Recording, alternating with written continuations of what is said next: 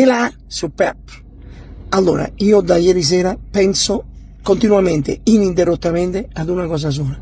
A cosa è potuto scattare nel cervello di Scott McTominay?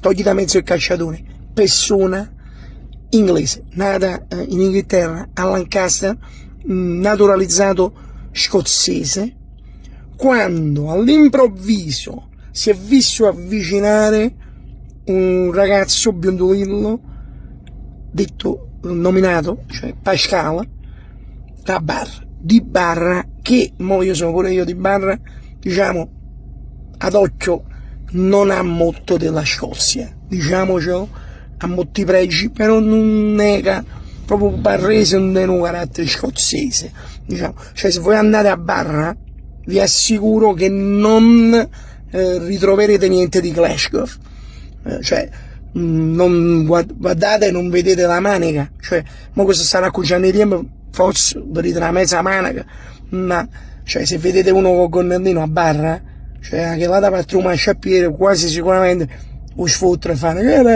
allora Scott McTominay ha visto Pascal Mazzocchi avvicinarsi e ha chiamato uè McFradama.